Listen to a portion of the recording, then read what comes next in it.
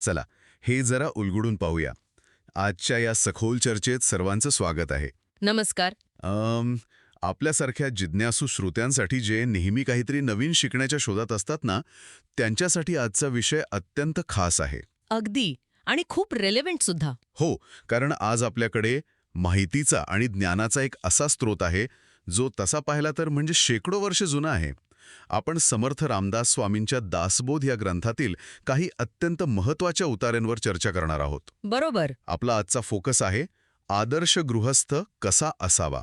पण थांबा, हे ऐकून असा विचार करू नका की ही कोणतीतरी जुन्या काळातील प्रवचनाची उजळणी आहे. अजिबात नाही. आजच्या या धावपळीच्या आणि काय म्हणतात त्याला, माहितीचा अतिरेक किंवा इन्फॉर्मेशन ओव्हरलोड असलेल्या जीवनात शांत आणि संतुलित जीवन जगण्याचा हा एक अत्यंत प्रॅक्टिकल शॉर्टकट कसा असू शकतो, हे आपण शोधणार आहोत. मी बरोबर बोलतोय ना? नक्कीच. आणि हाच आपला आजचा मुख्य मुख्यश आहे. म्हणजे बघा, जुने ग्रंथ अनेकदा आपण फक्त देव्हाऱ्यात ठेवून त्यांची पूजा करतो. हो, लाल कपड्यात बांधून ठेवतो आपण. अगदी तेच. पण त्यातील ज्ञान हे रोजच्या जगण्यासाठी किती अचूक आहे हे आपण विसरून जातो. खरंय. आज आपण दासबोधातील तत्वज्ञान हे 21व्या शतकातील एका सामान्य माणसाला कसं लागू पडतं यावर प्रकाश टाकणार आहोत. तो माणूस जो सकाळी ट्रॅफिकमधून ऑफिसला जातो, EMI भरतो. हो, EMI भरतो आणि कुटुंबाला वेळ देण्याची धडपड करतो, त्याच्यासाठी हे आहे. आणि या चर्चेची सुरुवात करण्यासाठी माझ्या एक अत्यंत धक्कादायक विचार आहे. कोणता? आपण नेहमी असं ऐकतो की सर्वस्व सोडून हिमालयात जाणं, संन्यासी होणं ही अध्यात्माची सर्वोच्च पायरी आहे. पण दासबोध इथे एक पूर्णपणे वेगळा आणि वेधक दृष्टिकोन मांडतो. हो, मी वाचलंय ते. सांगतो की संसार सोडून साधू होणं मोठं नाही, तर संसार सांभाळून विवेकाने जगणं मोठं आहे. क्या बात आहे. म्हणजे सर्व जबाबदाऱ्यांतून पळ काढण्यापेक्षा रोजच्या कटकटी सहन करत संसारात राहून स्थिर राहणं अधिक महान मानलं गेलं आहे. हे थोडं आश्चर्यकारक नाही वाटत? आम, वरवर पाहता हे आश्चर्यकारक वाटू शकतं. पण जर आपण यामागचा सामाजिक आणि मानसशास्त्रीय पाया समजून घेतला ना, बरं. तर यात किती सखोल अर्थ आहे हे लक्षात येतं. समाजाची संपूर्ण रचना ही गृहस्थावर उभी असते. म्हणजे कुटुंबावर. हो, कुटुंबावर आणि ते चालवणाऱ्या माणसावर. विचार करा, जर सर्वांनीच संन्यास घेतला तर समाजाचा गाडा कोण हाकणार? अर्थव्यवस्थेला गती कोण देणार हा प्रश्नच आहे. अगदी बरोबर. पुढची पिढी कोण घडवणार? दासबोध हे अतिशय स्पष्ट करतो की समाजाचा मुख्य कणा हा गृहस्थ आहे. त्यामुळे संन्याशाने मिळवलेली शांती ही एकांतात मिळवलेली असते. पण गृहस्थाला ही शांती बाजारातील गोंधळात मिळवायची असते. घरातील जबाबदाऱ्या आणि व्यावसायिक तणावाच्या मध्यभागी. हो, त्यामुळे आदर्श गृहस्थ होणं हे नक्कीच जास्त आव्हानात्मक आणि म्हणूनच अधिक महान आहे. तील संघर्षात शांत राहणं ही खरी परीक्षा आहे. हे सगळं ऐकायला छान वाटतं, पण वास्तवात हे कसं शक्य आहे? त्यासाठीच तर नियम दिलेत. हो, स्रोतामध्ये या आदर्श गृहस्थाची जी लक्षणं सांगितली आहेत, त्यातील पहिल्या सूत्राकडे आपण वळूया. तिथे कर्तव्य, श्रम आणि अध्यात्म यांची सांगड घातली आहे. बरोबर. उतार्यांनुसार हा गृहस्थ नेहमी आळस टाळतो, वेळेचा आदर करतो आणि आपली सर्व कामे प्रामाणिकपणे पूर्ण करतो. पण इथे मला एक शंका येते. विचारा ना. आपण अध्यात्माचा विचार करतो तेव्हा डोळ्यासमोर जप करणं किंवा ध्यान करणं येतं. मग वेळेवर काम पूर्ण करणं किंवा आळस न करणं याचा अध्यात्माशी काय संबंध? हा खूप महत्वाचा प्रश्न आहे. अनेकदा लोकांचा असा गैरसमज असतो की अध्यात्माकडे वळायचं म्हणजे आपल्या दैनंदिन जबाबदाऱ्या दुय्यम मानायच्या. म्हणजे देवपूजा महत्वाची, बाकी कामाचं काय ते होत राहील. अगदी तेच. काही जण असा विचार करतात. अत्यंत कडक शब्दांत सांगतो की कर्तव्य टाळणं हे अध्यात्म नाही. ओके. अध्यात्म म्हणजे संसारातील जबाबदाऱ्यांपासून पळ काढणे नव्हे. तुम्ही ऑफिसमध्ये जे काम करत आहात किंवा घरात जी जबाबदारी पार पाडत आहात ती पूर्ण निष्ठेने आणि प्रामाणिकपणे करणे हेच खरं अध्यात्म आहे. म्हणजे थोडक्यात सांगायचं तर कर्म हेच मर्म आहे. अगदी बरोबर. आणि दासबोध आळसावर अत्यंत कठोर टीका करतो. हो, मी पाहिलं ते. आळस हा माणसाच्या वैयक्तिक आणि आध्यात्मिक प्रगतीचा सर्वात मोठा शत्रू आहे. कसा काय? बघा, जेव्हा तुम्ही एखादं काम पुढे ढकलत राहता, ज्याला आपण आजच्या भाषेत प्रोक्रॅस्टिनेशन म्हणतो, तेव्हा तुमच्या मनात एक सुप्त ताण तयार होतो. हो, डेडलाईनची भीती असतेच. आणि हा ताण तुमची मानसिक शांती हिरावून घेतो. त्यामुळे जो वेळेचा आदर करतो आणि शिस्तीत राहतो, त्याची मानसिक अवस्था आपोआपच ध्यानासाठी किंवा स्थिरतेसाठी तयार होते. म्हणजे शिस्त ही यशाची आणि मानसिक शांतीची पहिली पायरी आहे तर? नक्कीच. हे खरंच विचार करायला लावणारे आहे. कारण आपण अनेकदा कामाचा कंटाळा करतो आणि मग ताण वाढल्यावर शांती शोधायला जातो. उलटसुलट करतो आपण. हो, पण आता कामाचा आणि श्रमाचा विषय निघालाच आहे, तर आपण जरा पैशाकडे वळूया. हा सर्वांचा जिव्हाळ्याचा विषय आहे. हो, संसारात राहून काम करायचं म्हणजे साहजिकच अर्थार्जन आलं, पैसा आला. पैशाच्या बाबतीत एक नियम सांगितला आहे. कोणता?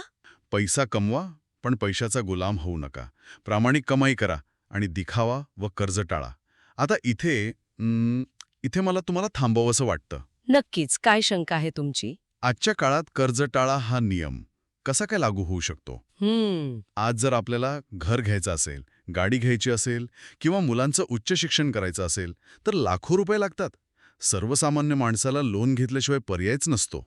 बरोबर आहे. मग दासबोधाचा हा नियम आजच्या काळात अव्यवहार्य म्हणजे इम्प्रॅक्टिकल नाही का वाटत? हा एक अतिशय रास्त आणि आजच्या काळाशी जोडलेला प्रश्न विचारलात तुम्ही. हो, कारण हे प्रॅक्टिकल वाटत नाही ना. पण अभ्यास करतो ना, तेव्हा शब्दांचा शब्दशः अर्थ घेण्यापेक्षा त्यामागचा भाव समजून घेणं जास्त गरजेचं असतं. ओके. जेव्हा दासबोध सांगतो की कर्ज टाळा, तेव्हा त्याचा रोख हा उत्पादक कर्जावर नसून दिखाव्यासाठी काढलेल्या कर्जावर आहे. उत्पादक कर्ज म्हणजे काय? आजच्या भाषेत सांगायचं तर मुलांच्या शिक्षणासाठी किंवा राहत्या घरासाठी घेतलेलं कर्ज ही एक प्रकारची गुंतवणूक असू शकते. हो, ती काळाची गरज आहे. पण शेजाऱ्याने मोठी गाडी घेतली म्हणून आपणही क्षमतेपेक्षा जास्त EMI करून गाडी घेणे. किंवा सोशल मीडियावर फोटो टाकण्यासाठी महागडे फोन घेणे. अगदी. क्रेडिट कार्डवर कर्ज काढून ट्रिप्स करणे याला कडाडून विरोध करतो. म्हणजे तुमच्या सांगण्याचा उद्देश असा आहे की कर्ज हे गरजेपोटी असावं, हव्यासापोटी नाही. तंतोतंत. इथेच खरी रंजक गोष्ट आहे. अतिरिक्त इच्छा ह्या ताण वाढवतात आणि नाती बिघडवतात. कशा काय? तुम्ही क्षमतेपेक्षा जास्त कर्ज घेतलं की तुमचा बॉस तुमच्यावर राज्य करू लागतो. अरेच्या. हो ना, कारण तुम्हाला नोकरी जाण्याची भीती वाटते, तुमची झोप उडते. म्हणूनच दासबोधात एका अत्यंत महत्वाच्या सूत्रावर भर दिला आहे, ज्याचं समाधान जास्त, त्याची शांतता जास्त. ज्याचं समाधान जास्त त्याची शांतता जास्त. भालीच आहे हे. तुम्ही किती पैसे कमवता ह्यावर तुमची शांती अवलंबून नसते, तर तुमच्या गरजा किती मर्यादित आहेत आणि तुम्ही त्यात किती समाधानी आहात ह्यावर ती अवलंबून असते. विवेक आणि आत्मसंयम या दोन शब्दांचा अर्थ मला थोडा अधिक स्पष्ट करून घ्यावासा वाटतो. हो, ते शब्द खूप महत्वाचे आहेत. अनेकदा आपण बुद्धिमत्ता आणि विवेक या दोन गोष्टी एकच मानतो. पण दासबोध विवेकावर एवढा भर का देतो? जर आपण अगदी सोप्या भाषेत सांगायचं ठरवलं तर विवेक म्हणजे नेमकं काय? हा खूपच सुंदर मुद्दा आहे. बुद्धिमत्ता आणि विवेक ह्यात जमीन अस्मानाचा फरक आहे. तो कसा? बुद्धिमत्ता तुम्हाला सांगते की एखादी गोष्ट कशी करायची, पण विवेक तुम्हाला सांगतो की ती गोष्ट का करायची आणि ती करण्यायोग्य आहे की नाही. एक उदाहरण द्याल का याचं? नक्कीच. उदाहरणार्थ बुद्धिमत्ता तुम्हाला सांगेल की एखादा महागडा गॅजेट हप्त्यांवर कसं विकत घ्यायचं आणि त्यासाठी कोणती बँक कमी व्याजदर देईल. पण विवेक तुम्हाला तिथे थांबवेल आणि विचारेल, खरंच मला या गॅजेटची सध्या गरज आहे का? म्हणजे अल्पकालीन सुख आणि दीर्घकालीन फायदा यातील फरक ओळखण्याची क्षमता म्हणजे विवेक. अगदी अचूक. वा, हे खूपच स्पष्ट झालं. म्हणजे योग्य आणि अयोग्य यातील निरक्षीर विवेक. हो, आणि या विवेकालाच आत्मसंयमाची जोड हवी असंही स्रोत सांगतो. बरोबर. जिथे रागावर नियंत्रण ठेवणं, लोभावर मर्यादा घालणं आणि शब्द जपून वापरणं याबद्दल लिहिलं होतं, तेव्हा मला जाणवलं की हे तर आजच्या काळातील अँगर मॅनेजमेंटचं एक उत्तम मॅन्युअल आहे. होय, आणि याचं कारण असं आहे की मानवी स्वभाव 400 वर्षांपूर्वी जो होता तोच आजही आहे. खरंय. ज्याचे स्वतःच्या मनावर नियंत्रण आहे तोच खऱ्या अर्थाने सर्वात मजबूत माणूस आहे. शारीरिक ताकद ही कधीतरी कमी होऊ शकते, वयानुसार कमी होतेच. पण मानसिक ताकद आणि आत्मसंयम हा माणसाला कोणत्याही संकटात तरून नेतो. जेव्हा आपण रागाच्या भरात एखादा कठोर शब्द बोलतो तेव्हा आपण क्षणात एखादं मौल्यवान नातं गमावून बसतो. बरोबर आहे. दासबोध सांगतो की भावनेच्या आहारी जाऊन कधी निर्णय घेऊ नका. कोणत्याही कृतीचा आधी परिणाम विचारात घ्या. म्हणजे जो माणूस स्वतःच्या रागाला आवर घालू शकतो तो खऱ्या अर्थाने कुटुंबाचा आणि स्वतःचा रक्षणकर्ता असतो. अगदी तसंच. आणि इथूनच आपण संसारातील सर्वात महत्वाच्या घटकाकडे येतो, कुटुंब. हो. एक आदर्श गृहस्थ घरात कसं वातावरण ठेवतो याबद्दल स्रोतात अतिशय सूक्ष्म निरीक्षणे आहेत. घरात प्रेम असावे, पण त्याचबरोबर शिस्तही असावी. बॅलन्स हवा. हो, आपण अनेकदा पाहतो की आजकाल पालक मुलांचे प्रमाणाबाहेर लाड करतात. त्यांना नकार पचवण्याची सवयच ठेवत नाहीत. ही आजची खूप मोठी समस्या आहे. पण दासबोध सांगतो की केवळ लाड करून चालत नाही.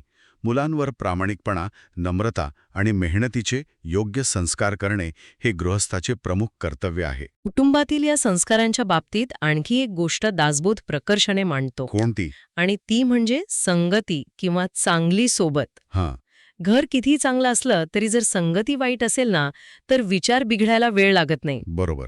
वाईट संगतीमुळे व्यक्तीचं नुकसान तर होतंच, पण त्याचा फटका संपूर्ण कुटुंबाला बसतो. बरोबर.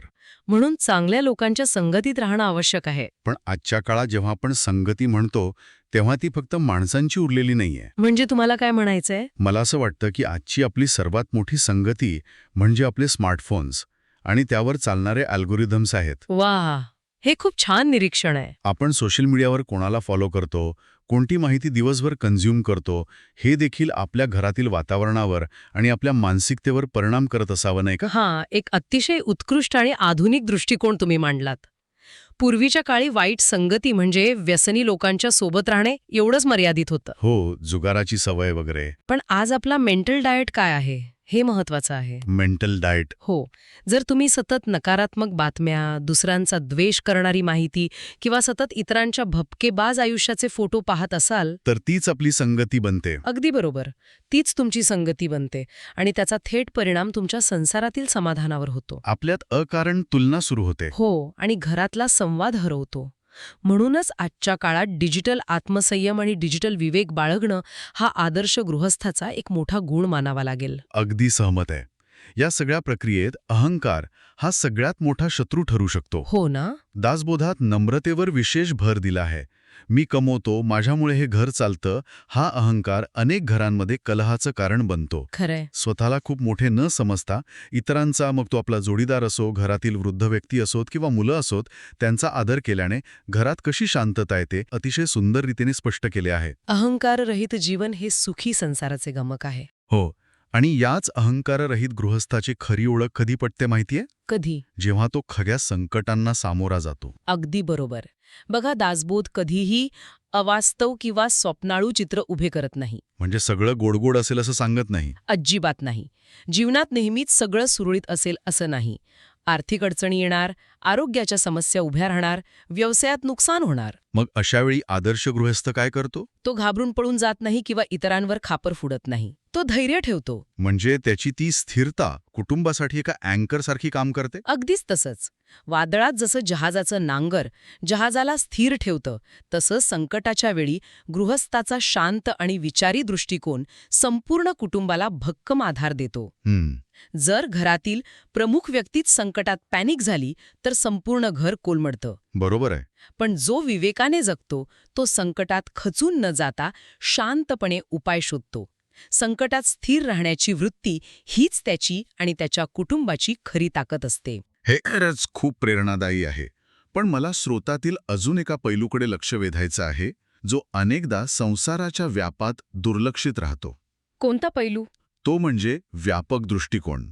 स्रोत असं सांगतो की गृहस्थ फक्त स्वतःसाठी किंवा स्वतःच्या 4 भिंतीतील कुटुंबासाठी जगत नाही, तर सामाजिक न्याय आणि समाजासाठी त्याचे योगदान यावरही भाष्य केले आहे. होय, आणि हा भाग दासबोधाला एका वेगळ्याच उंचीवर नेऊन ठेवतो. ते कसं? अनेकदा आपण पाहतो की लोक स्वतःच्या कुटुंबासाठी काहीही करायला तयार असतात, पण समाजाचा विचार करत नाहीत.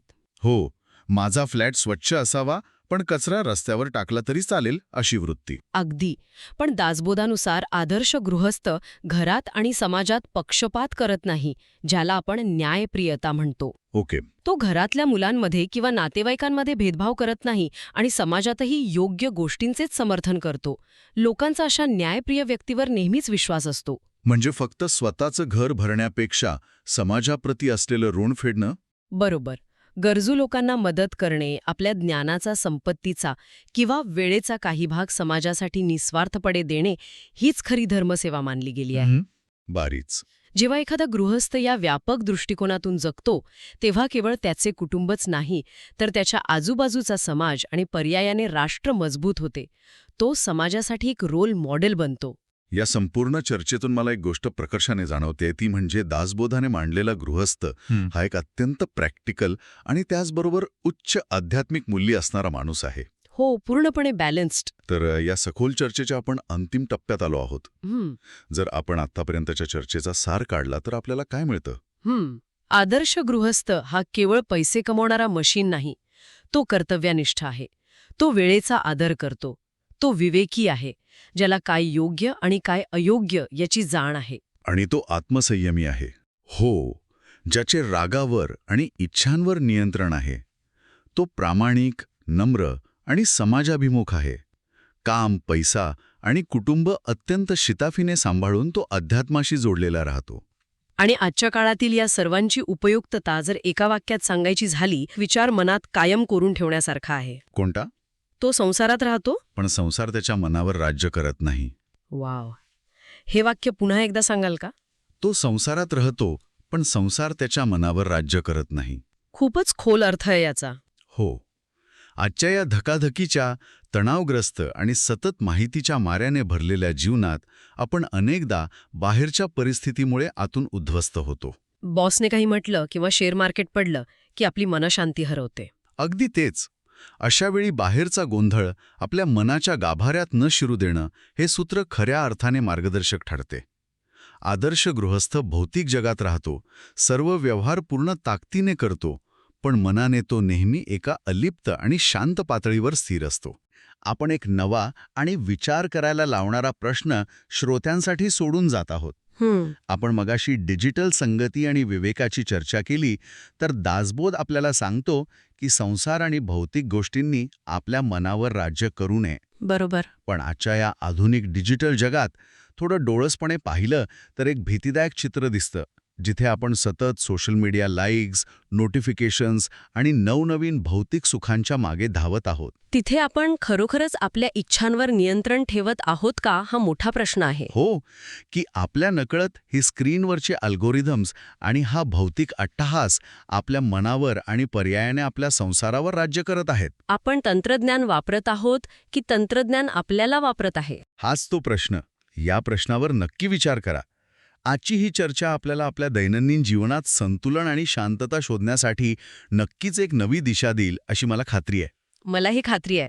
ही सखोल चर्चा आज आपण इथेच थांबूया, पण हा विचार आणि आत्मपरीक्षण पुढे चालू राहू द्या. श्रोते हो, असेच जिज्ञासू राहा, विचार करत रहा आणि रोज काहीतरी नवीन शिकत रहा.